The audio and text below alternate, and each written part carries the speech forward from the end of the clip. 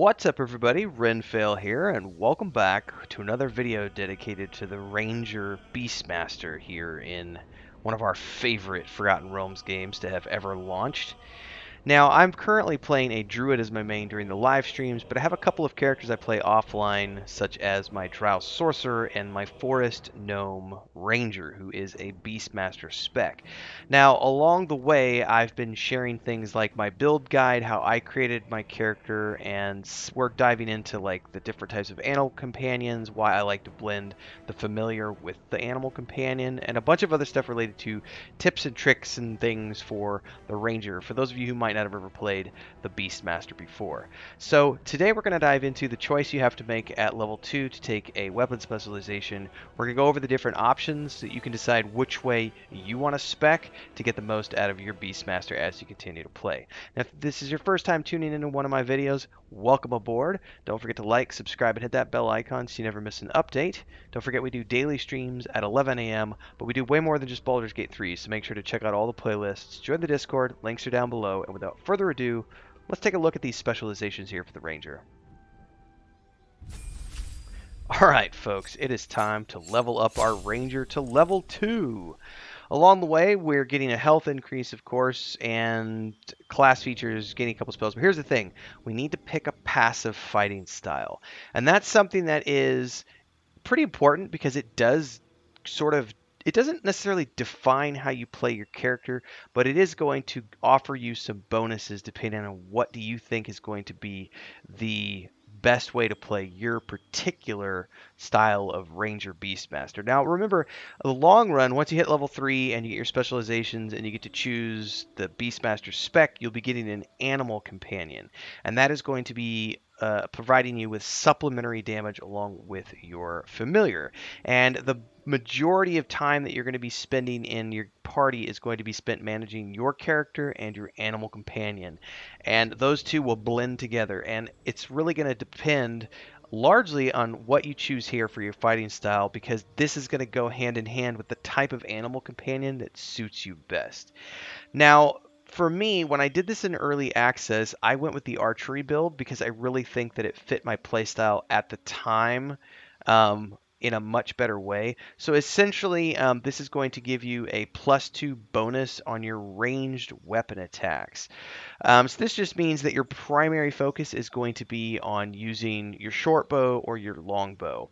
So if you're someone who wants to stay back and send your pet into the fray, then this is what you're going to want to go with. This is more for people who are going to be leaning towards, like the medium armor, and, you're not wanting to be at the forefront of any given fight. You don't need to worry. And if you'll notice, I have only 12 constitution, so I am not a tanky build with my Ranger Beastmaster. So the option here, the best option would be archery in this case, and that's what I did with early access. Now, I did something slightly different for this particular build, and I'm going to talk about that here in a minute. But I would say that if you want to just stand back and do pew-pew damage, the archer is going to be your best bet. Now, defense is an option if you think that you want to be tanking for your party. And this is an absolutely viable way to play your ranger, but your stats would need to be completely different to the way mine are set up, because I have only 12 points of constitution, so I don't have an ideal amount of hit points. So if you were going to be a tanky type of ranger, then you wouldn't be primary deck stat. You would probably go strength con like a fighter, and then having some backups and wisdom so that you could get the spellcasting bonuses. But this is a nice way to get in a little bit of an additional armor class, which isn't going to make you as quite as potent as a straight up fighter or a paladin would be. Having that immediate, heavy armor proficiency. But this will give you a bonus in the long run, which helps out with that defense. And of course, then you get into dueling, which is where if you're wielding a melee weapon that is neither two-handed or versatile in one hand and no weapon in the other, you're going to do an additional 2 damage with that weapon. This is another DPS spec build, not meant to be tanky in my opinion. So if you want to be like the sword master with the rapier, actually it can't be versatile, but if you're using something like, say, I think it's a long sword or short sword. I can't remember which ones are versatile off the top of my head. In one hand, you're going to get an additional damage bonus. So this is primarily a DPS option in my mind. Now, I went with two weapon fighting for my current build that I'm playing in live, and I'm going to tell you why I switched it out for this from what I did in early access. So I'm playing on Explorer mode. I am not looking for a challenge with this character. I'm primarily here to have just a fun experience with the story, and as a result, I'm not too stressed about how much damage I do because we're getting, extra hit points and other things that help us out during combat. So when you're playing in Explorer mode, it's not that important to focus on things like tons of extra damage with like archery or something. I like two weapon fighting because it gives me the ability to blend ranged with melee and know that if I am in a situation where I am going to be in the middle of a melee combat, I can switch over to my dual wield and I can get, with my offhand weapon, I'll get an ability modifier to the damage of the attack. And since I'm using finesse weapons with this character, that means I'm getting my dex bonus added. And at this point, my dex bonus is +3. And eventually, when I take my feat, I think at level 4, I'll get a dex bonus of 4 because I'll bump my dexterity up to 18.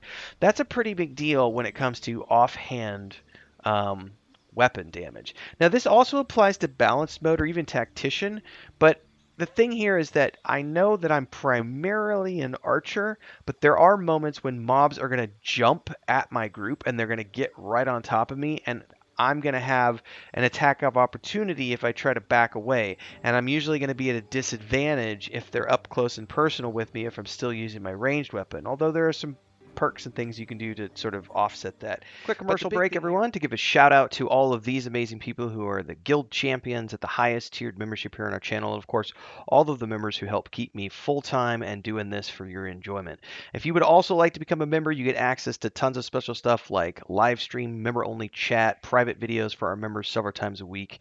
It's really simple. Just pick your tier, go from there. You can also do super chats or super thanks on any stream, YouTube short, or video that you see. Don't forget the Discord. Links are down below. Let's get back to the video. Offset that.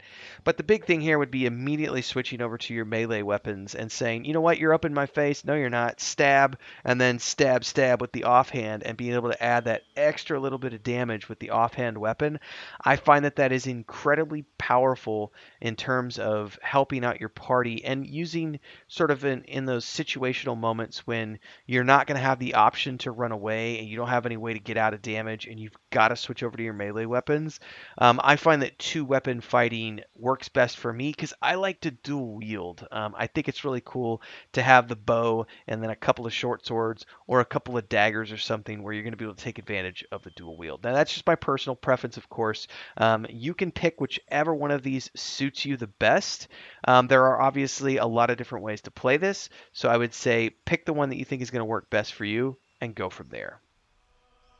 So there you have it, everybody. That is a quick and easy way to look at the weapon specialization or the fighting style specialization that you get at level 2 when you're leveling up your ranger. Now again, there are a lot of different ways to play your ranger. Some people are going to go for the tanky ranger. This is for my particular style of ranger, which is the Beastmaster. So I'm relying mostly upon my pets. I'm not going to be the frontline tank for everybody. I'm not necessarily worried about having high charisma or anything like that. I am definitely a DPS member of my group who's going to be doing a little bit of ranged damage, probably 85% ranged, and then having 15% of the dual wield to be able to have that two weapon specialization, so that if I have to be in combat, if I have to be in melee combat because somebody jumped on top of me or something, I have a way to do some extra damage with those weapons in those situational moments. So for me, these are the way that I like to play my characters.